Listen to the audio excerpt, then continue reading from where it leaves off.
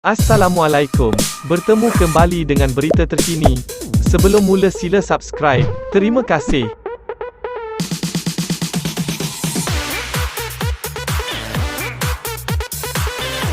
Kuala Lumpur, Mahkamah Tinggi di sini diberitahu, Arul Kanda Kandasamy relevan sebagai saksi pendakwaan kes pindaan laporan audit One Malaysia Development Berhad 1MDB kerana beliau mempunyai maklumat penting berkaitan pertuduhan terhadap Datuk Seri Najib Tun Razak.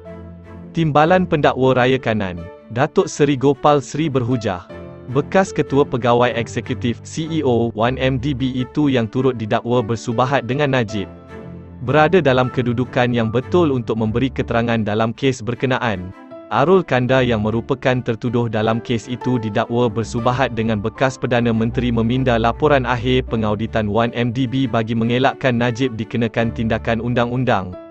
Hujah Sri Ram, wujud keterangan bahawa Arul Kanda hadir mesyuarat pada 24 Februari dan 25 Februari 2016 dan segala perbualan dengan Najib selaku pengerusi Lembaga Penasihat 1MDB penting kerana mempunyai kaitan dengan pertuduhan yang dikemukakan.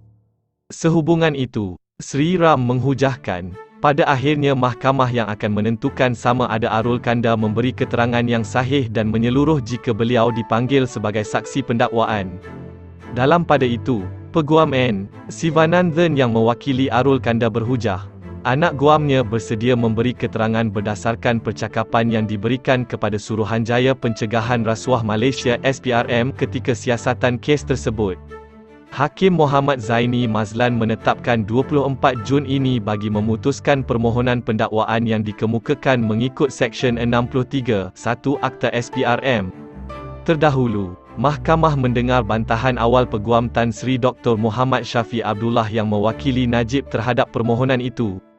Muhammad Shafie menyatakan, penggunaan seksyen itu adalah tindakan yang bahaya kerana meletakkan Arul Kanda dalam keadaan tertekan untuk memberi keterangan mengikut kehendak pendakwaan selain dilihat untuk memindahkan kesalahan kepada Najib dalam usaha membebaskan dirinya daripada pertuduhan jenayah. Hujah Muhammad Shafie, permohonan itu wajar ditolak kerana pihak pendakwaan ketika mengemukakan kenyataan pembukaan pernah memaklumkan hasrat untuk memanggil Arul Kanda sebagai saksi.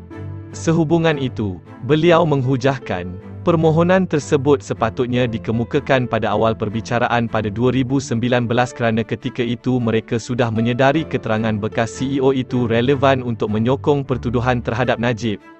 Permohonan perlu dikemukakan pada awal prosiding supaya Arul Kanda tidak mendengar keterangan saksi-saksi lain kerana peluang itu hanya akan membuka ruang kepadanya untuk menyediakan keterangan yang boleh membebaskan diri daripada liabiliti pertuduhan, ujarnya.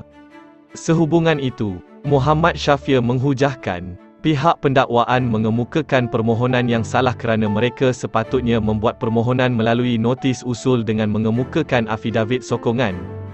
Ujarnya, tindakan memanggil Arul Kanda sebagai saksi seolah-olah dilihat sebagai satu ancaman halus kepadanya supaya mengikut kehendak pihak pendakwaan.